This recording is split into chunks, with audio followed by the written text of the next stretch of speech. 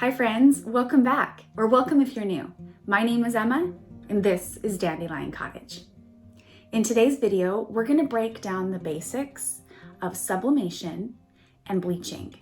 So this video is mainly for beginners, or maybe just to learn something new. I'll also be offering some tips and tricks on some things that will help make your life a little easier as you're sublimating or bleaching t-shirts. So if this interests you, follow along. So sublimation is a special kind of ink, a special kind of printer on a special kind of paper that's going to turn from a solid state to a gas state without ever going through the liquid state. Simply put, that's pretty much how it works in a nutshell. So with all that said, let's dive into it and let me teach you a little bit about all of those things. So the way it works is when you have the heat and you press it down onto the shirt with pressure, it turns into a gas. Then when you lift your heat press back up, it's going to turn back into a solid because it's cooling back down.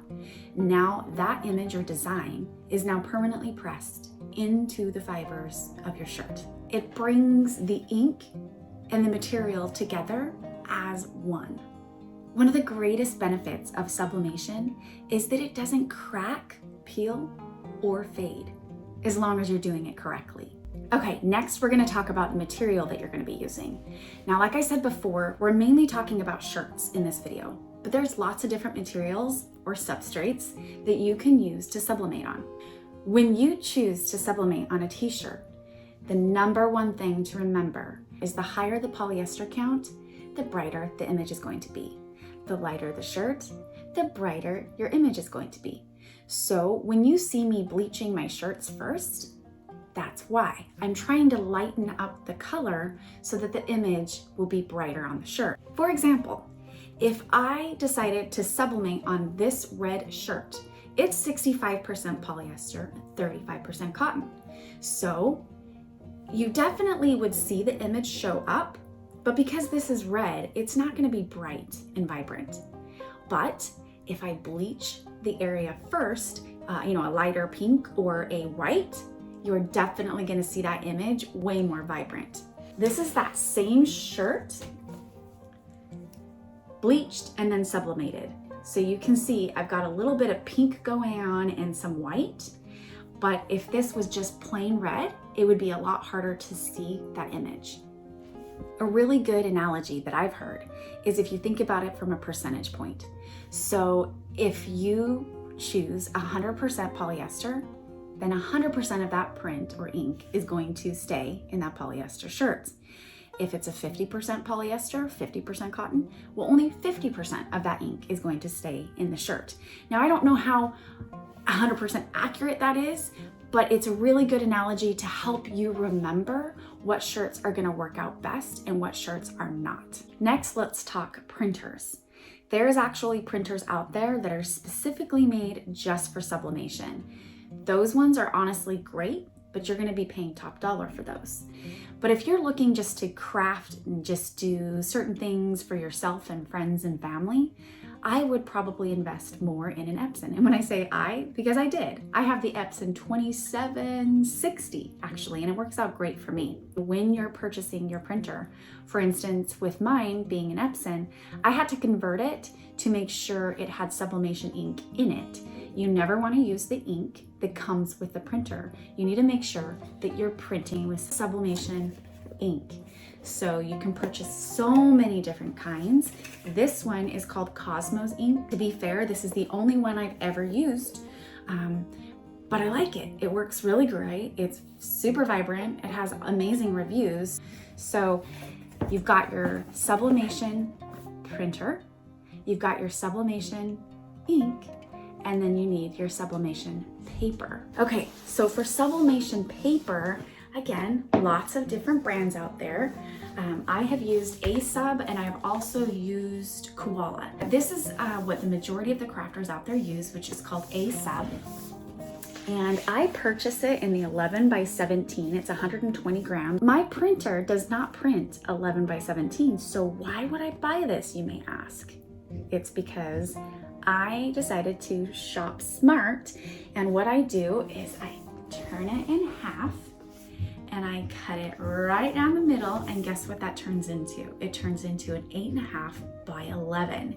So I get way more bang for my buck when I get these bigger sheets and cut them to fit my printer size versus just buying the 8.5 by 11, which is going to be a little bit more expensive. Let's talk about heat resistant tape. There's lots of different brands out there. This one is my preferred brand. I got it from Amazon.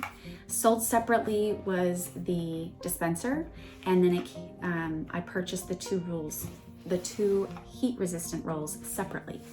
This one has like a yellow hue to it. Don't worry about that. The yellow hue does not come off on any of your material. You want to make sure that you're never using regular tape because it will melt and become a hot mess. But I know like Cricut has their own brand, but I like this brand better. It's sticky enough for the sublimation paper to stick to your shirt, but not sticky enough that it's going to leave a residue behind. So this is my preference on heat resistant tape. Next, let's talk water bottles. This is a typical household water bottle that you can buy from the grocery store. This one I use for spritzing. So this is the one that's going to result, at least for me, in my dots when I'm bleaching. For example, when I want to get these little dots all over my shirt, I use the spritz mode kind of from far away, and I just do really quick shots of the spritz mode to get those little dots. The next one that I use is a mister. Again, I bought this off of Amazon. I'll make sure I have the link in the description below. But this one I use for my marble technique. Just make sure that you, I believe if you click above, I'll put on a link for how I bleach and sublimate a t-shirt start to finish. And that will show you how I do my marble technique.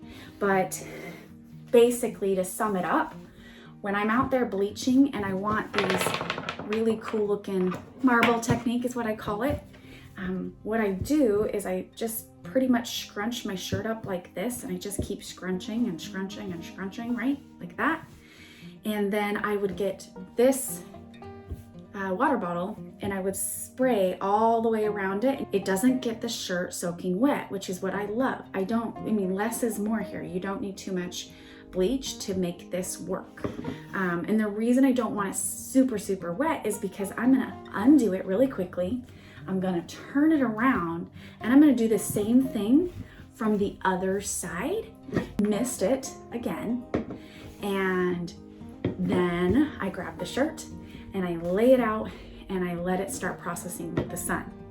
Now, if I had saturated the shirt really, really wet with, let's say, this type of mister, that's too much bleach, that's too wet, and it's going to start seeping through to the back side or the front side of the shirt. So that's why I find that this one works so much better, because it's really just getting the bleach on the surface. Now, another tip with your water bottles, wash them out every time. Like, I know that seems redundant and it's kind of a pain in the butt, but truly they will last so much longer. So after you get done bleaching, pour the bleach back into the bottle and then rinse these out really well with water, even to the point where you're spritzing it to get some of the water or the remaining bleach out of the head of the spritzer.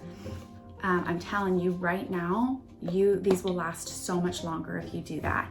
If not, they start corroding usually within a week, and that's all you're going to get out of your spray bottles. So make sure you're washing them after every use. Next, we're going to talk about how I get that really nice crisp line around my images when I bleach. So, as most of you know, I bleach first and then I sublimate. So what I do is I fill a little glass container up with bleach. I use 2 different paintbrushes. The first one I'm going to use is a really fine, you can see how thin that is. And what I do is I'm going to take this around, I'm going to go around my image very nice and slow so that I can get a really nice crisp line. I then will go back through with this paintbrush and I'll fill in the inside. Also, less is more here. A lot of people think, oh my gosh, I need this to happen really quick. I'm going to just saturate it with bleach. You don't necessarily need to do that. Another tip when bleaching. Let's say the center image is getting too bright too quickly, like it's to the white that you need it at, but the rest of the shirt is still processing. you can get your hydrogen peroxide, which I purchased this one in, I want to say, a 6-pack from Amazon for a really good price. And it's already came with the nozzle, which is awesome.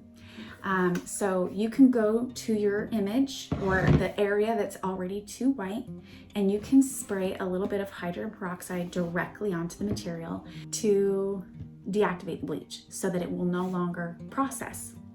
Now, with that said, it's not 100%, like it still will bleach just a little bit as long as the bleach is still in that fabric. It just slows it down. Another thing to keep in mind, less is more. If you go in and spray, and you saturate it super wet, I've had it where I'll be working on 5-10 different shirts at a time, and I'll come back to the one that I just did hydrogen peroxide on like 3 minutes earlier, and I'll know instantly if I did too much, because basically what's gonna happen is it gets too wet and it will start to bleed the bleach. So less is more on your hydrogen peroxide.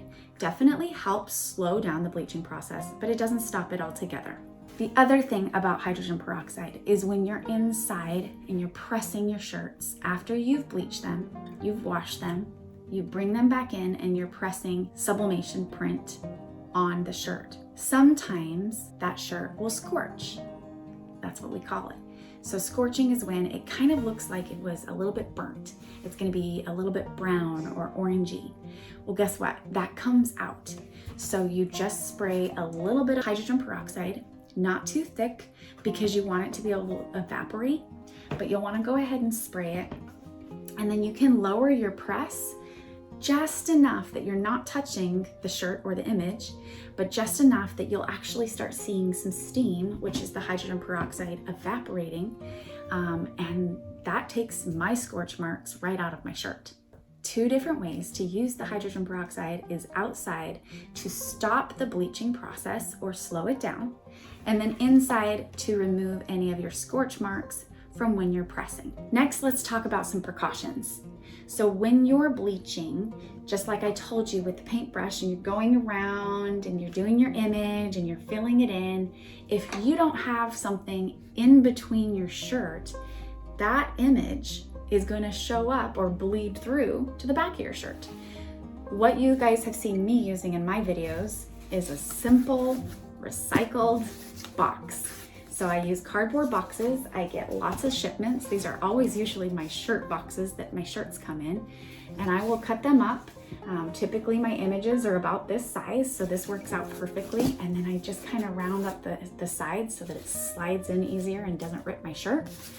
But again, the reason you're doing this is so that, let's say you can see here at the front of the image, you can see that I went in and I had bleached this section.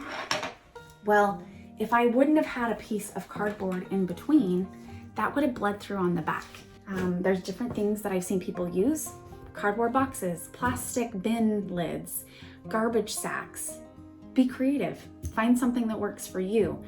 I reuse these over and over and over and over again. So just like bleaching, and we were putting a piece of cardboard in between so that it wouldn't bleed through the back, when you're sublimating, you want a piece of blowout paper, is what we call it. But really, it's a fancy term for butcher paper or parchment paper. I use butcher paper. You've seen it on my other videos. I purchased it from Amazon. I cut it up into strips. I'll slide a piece of butcher paper in between the 2 shirts so that when I'm sublimating, again, that ink, when it's turning into a gas, it doesn't go all the way through the shirt and sublimate on the back. We want to make sure that it's only sublimating on the front. So that's why you would use a piece of blowout paper or butcher paper in between your shirt. Now, with that said, you want to protect your heat press as well. The only time I put a blowout paper on the bottom is if I have any sublimation ink on that side of the shirt. So if I'm pressing the front and I'd already pressed the back and it has some sublimation ink on it, then I'll cover the bottom. But if it doesn't have any sublimation ink on the bottom, then I won't cover the bottom. But I always, 100% every single time, even if I'm doing HTV, I will put butcher paper on this part, which is the iron part, the heat part. And that is because this is an expensive piece of equipment and I don't want to have to replace it by making a simple mistake of not covering or protecting this. Here's a really good example of why you need to protect your presses. So when I first started, I knew that I needed to protect my iron. So I'm talking about the Cricut heat press is what I was using. And I was definitely protecting the iron part because I had a piece of butcher paper on top of my shirt and I was pressing it down and my iron was great. Well, on this particular shirt, I had a front and a back. So I flipped the shirt over and I lay the shirt down on my pillow and I put my sublimation paper with my print and I put my butcher paper and I pressed it with my heat press. Well, guess what I forgot is that heat activates any sublimation that's already on your shirt. So it activated the sublimation print that was on the front and that print bled through. You can barely see it, but you can see a beautiful square there and it bled through to this cushion. So protect your stuff. I didn't realize that happened until I sublimated my next shirt and I was sublimating the front of it. I pushed it down and I sublimated it. I'm like, oh, it looks so great. I pick it up, turn it around, and I see a big square on the back of this shirt because it came off of this pillow. Now I could still use this pillow, but I would want to make sure that I put butcher paper over it from now on. So just a very friendly reminder, protection, protection, protection. I would always overprotect your equipment because you spend good money on this stuff and you don't want to have to replace it if you don't have to. Let's talk about ghosting. What is ghosting? So what that basically means in the sublimation world is that let's say you pressed a shirt, you put the image down and you didn't tape the image.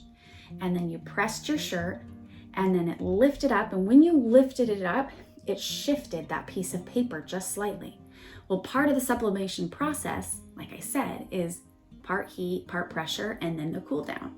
And if you lift it up as it's cooling down and that shifted, then it's still in the process of sublimating. And you're going to see that when you lift up your piece of sublimation paper, you're gonna see that your image is mainly where it's supposed to be, but then you're gonna see almost like an outline of where it shifted to. That's called ghosting. Another time I've seen ghosting is, let's say you printed a design. I've done this before. I printed the design on the front of the shirt and then I added a shoulder design afterwards. So I had my shoulder in my press, I pressed it down, wasn't obviously paying close enough attention, and my shirt, the image of my shirt was also in there, but it was folded over on itself, kind of like that, I guess you could say. Well, what happened was the sublimation that was already in the shirt, it starts activating again with heat. So when it did that, it sublimated upon itself and again was ghosted. Ways to avoid ghosting is taping down your images when you're pressing. Okay, next we're gonna talk about bleach. So there's a few different brands. There's generic, there's the Clorox brand. I have found that the Clorox brand works best. I don't like the generic brands. I don't feel like they work very well. Also keep in mind that you can get a bad batch. I've had a few bad batches where I'll be out there bleaching and they are not turning white. They are just staying their color, and I have bleached this color of shirt numerous times and it's not working. That just means you have a bad batch of bleach. You're gonna have to get another bucket. Diluting. Yes, you can dilute. Some people do it 50-50. Some people do it 75-25. Like, I don't think that there's really a wrong or a right. It's completely based on your own preference. There's a few different kinds, and you will see I have tried the no splash formula, and some people love this. They think it's super great. I hate it. Hate it. My shirts turn out like when I'm spraying the spots on my shirts, this is just thicker. Even if I dilute it, I still have seen this happen. And my spots will be really big instead of nice and small like I like them. So I am not a big fan of this no spill, no splash formula. I'm not a big fan. Does it work? Yes, but the results are going to be different. So the kind that I like is just, woo, that wouldn't have been good. So my advice to you is just get the typical brand. Don't get the generic brand. They don't work as well. And My suggestion would be not to get the no splash formula. Now I'm sure you're gonna see some comments below of people saying they rave about it, they love it. I'm just telling you, when I used it, my spots were all too big when they used to be really small. I don't like that look, so it's completely up to you. It's completely personal preference. Okay, let's talk about washing and drying your shirt. So you were outside, you bleached the shirt, now you need to come inside and you need to wash it and dry it so that you can sublimate. As I bring my shirts inside, I have a big sink in my laundry room that I will stick all my shirts in at one time. I get them all wet. Again, a lot of them already have peroxide on them. And I get my Dawn dish soap and I'll pour it into my hands, which I am fully gloved when I'm doing this because there is still lots of bleach on these shirts and you want to protect your hands. But I get the Dawn dish soap, put it into my hands, set it up, and then just start scrubbing all of my shirts. And I usually will do one at a time. And I even have like ripples on my sink, so I kind of go up and down the ripples and just get it really sudsy, put it in the cold water, I rinse out, and then I just keep rinsing and rinsing until all of the suds from the Dawn dish soap are gone. I then throw all of my shirts, it doesn't matter what color, I will throw them all in the wash. I just do a light load typically because I only have between 5 to 10 shirts that I do at a time. I do cold water, then I will throw them in the dryer, and I do an air fluff, which definitely takes a lot more time to dry. But the reason I do the air fluff versus the heat is I don't want the shirt to shrink. If my customer ordered a medium, I want to send them a medium. What I have noticed with this Gildan brand is that if I do the heat dry, it will shrink about half a size. So if they ordered a medium, they're gonna get like a small and a half. So again, personal preference, but I do not do the heat when I dry the shirts before I sublimate. Thank you so much for joining me today. It was a pleasure showing you and teaching you my tips and tricks when it comes to sublimating and bleaching. As always, I love to hear from you. I love your comments, and I do respond as quickly as possible. So make sure you're leaving comments below. Don't forget to hit like and subscribe, and make sure you ring that bell so that you get notified anytime I upload a new video. Thanks so much, you guys. Until next time.